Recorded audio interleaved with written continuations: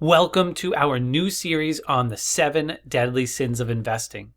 These sins can permeate your investment decisions, sometimes quickly, sometimes slowly, but eventually lead to the death of your portfolio.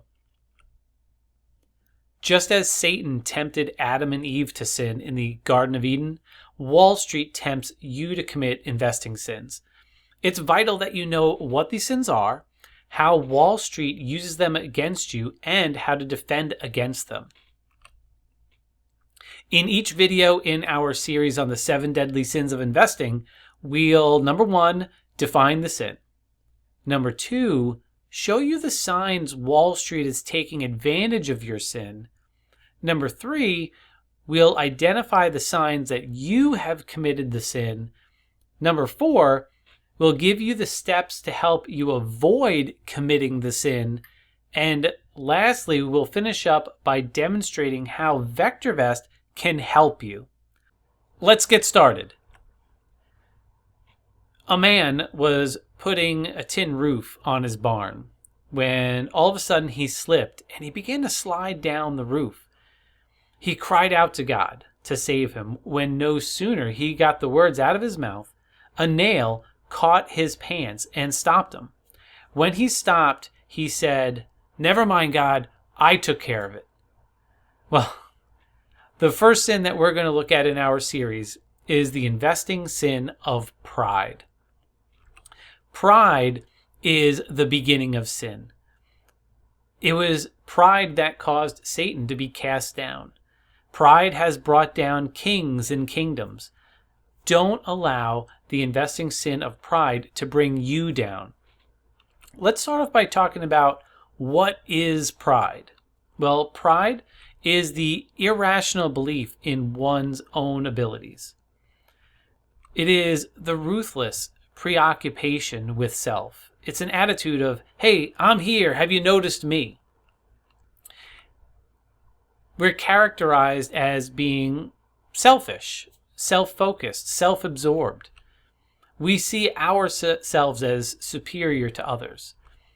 We can't receive any valid criticism or correction.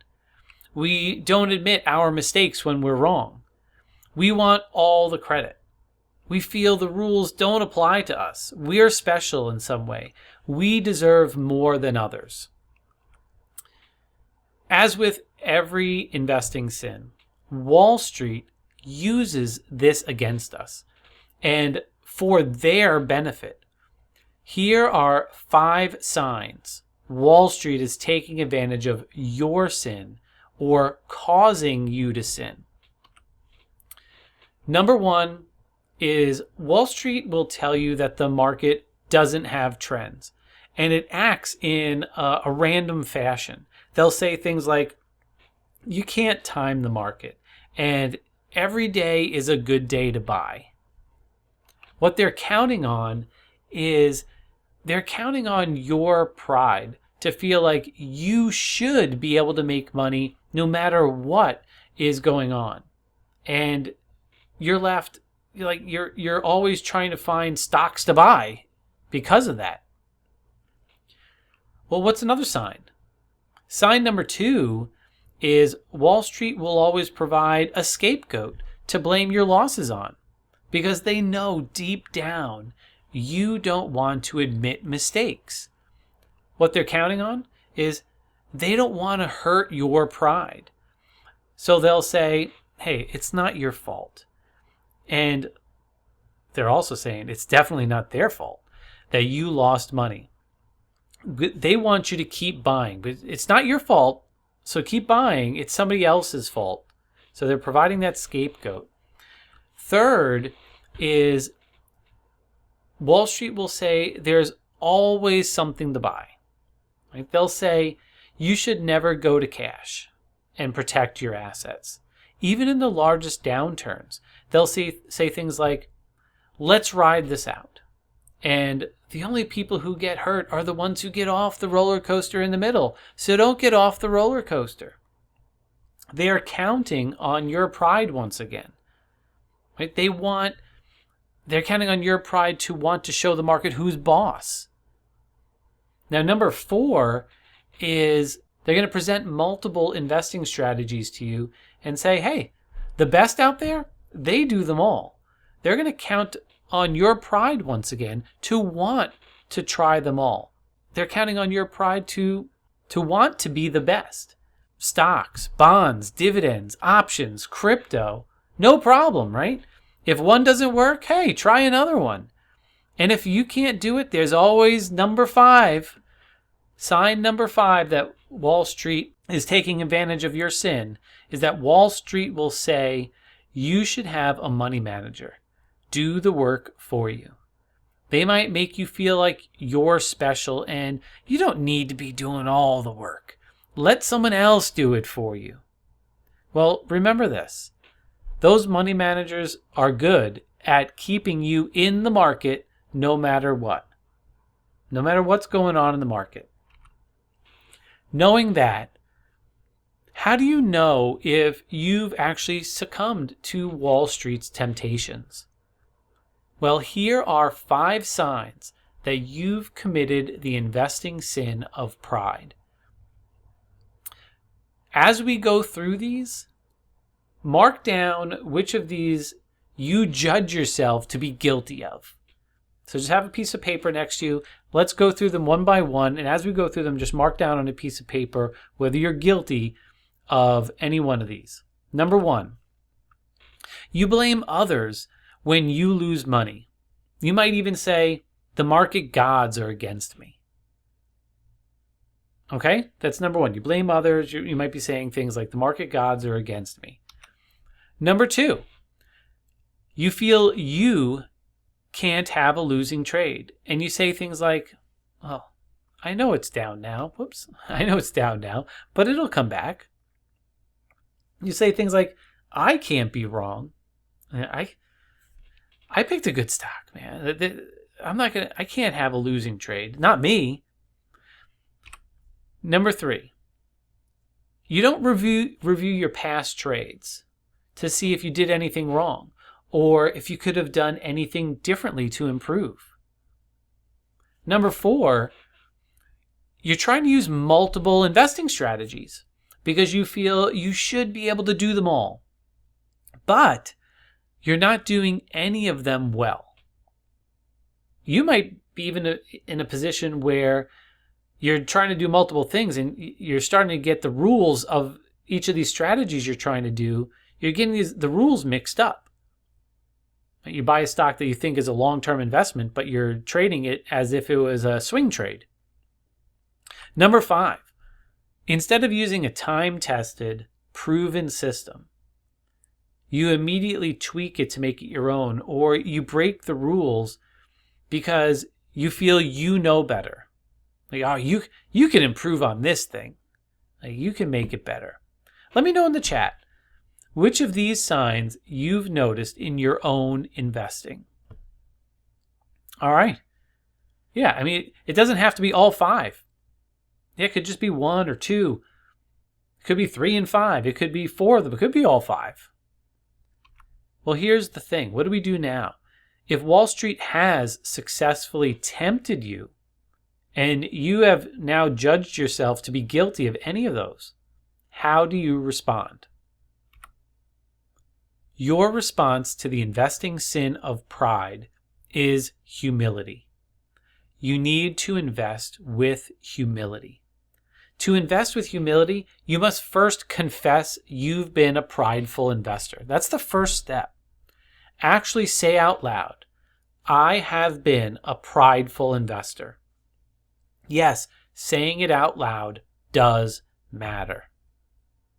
If you think about, let's say, Alcoholics Anonymous, what's the first thing you do? You go in there and you say, my name is Brian. I'm an alcoholic. So you're admitting, you're saying, you've committed this sin. In fact, Dr. Alexander Elder, in his book, Trading for a Living, which is a great book, went so far as to say that every morning, before he starts trading, he sits in front of, he said, a quote screen in his office and says, good morning.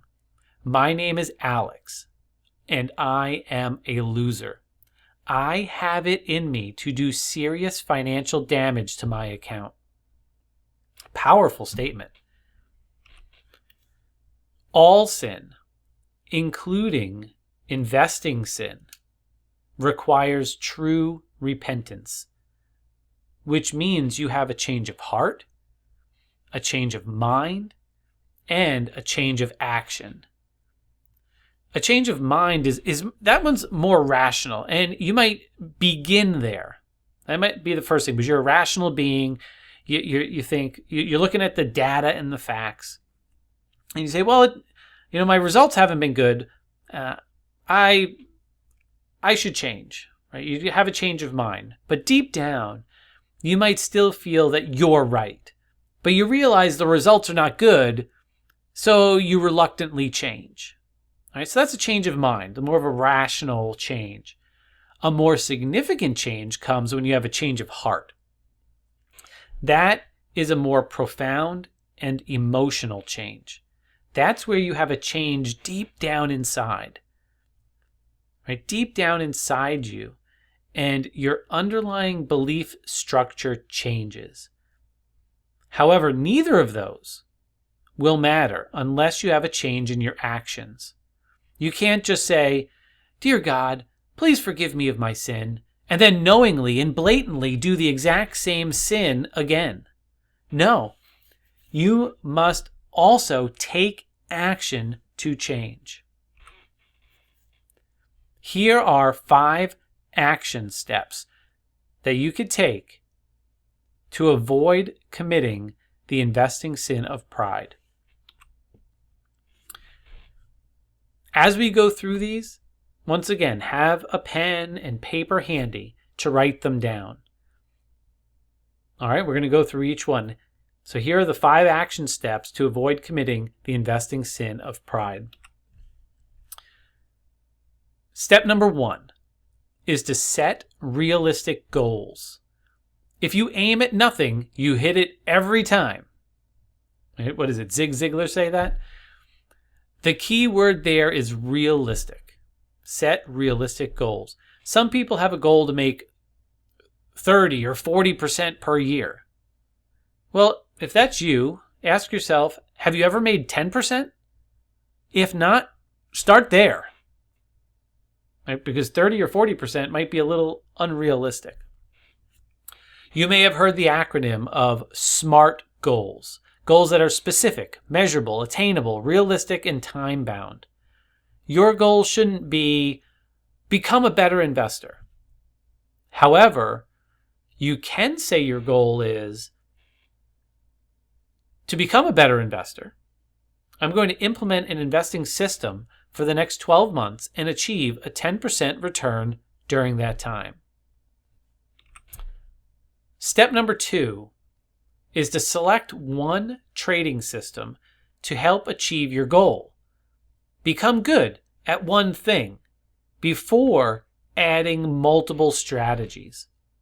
Bruce Lee would say that he feared not the man who practiced 10,000 kicks one time, but he feared the man who practiced one kick 10,000 times. One of the biggest things we teach our students is to select one system and get good at it.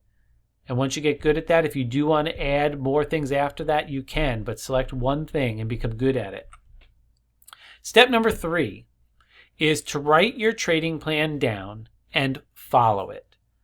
Once you have selected the trading system you're going to use for the next 12 months, you should make sure it has clear rules, and you should have them written down. Yes, have them written down on a piece of paper next to your trading desk. Make sure every trade that you do follows the rules. Step number 4 is, at regular intervals, review your trades to see if you followed the rules. All right? Typically, once a quarter, once a month, but once a quarter works well for most people.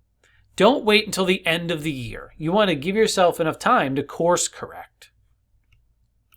Step number 5 is continue educating yourself from experts in the field. Understand that you won't have all of the answers, and that's okay that you don't have all the answers. It is okay to seek out knowledge from experts out there. Proverbs 12:15 says, "The way of a fool is right in his own eyes, but a wise man listens to advice." Here at VectorVest, we are here to help you. Since 1988, VectorVest has been helping individuals become successful investors. Here's how VectorVest can help defend you against Wall Street and the investing sin of pride. First, VectorVest offers training courses and coaching to help you become successful. Start by watching VectorVest's Successful Investing Quick Start course. This is our bread and butter. It's how the founder of our company, Dr. Bart DeLito, started investing and how he built VectorVest.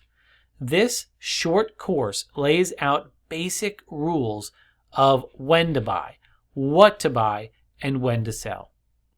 We'll cover skills like stock analysis, weeding your portfolio, green light buying, give you a cherry-picking checklist, and wrap it all together into a 10-minute management plan.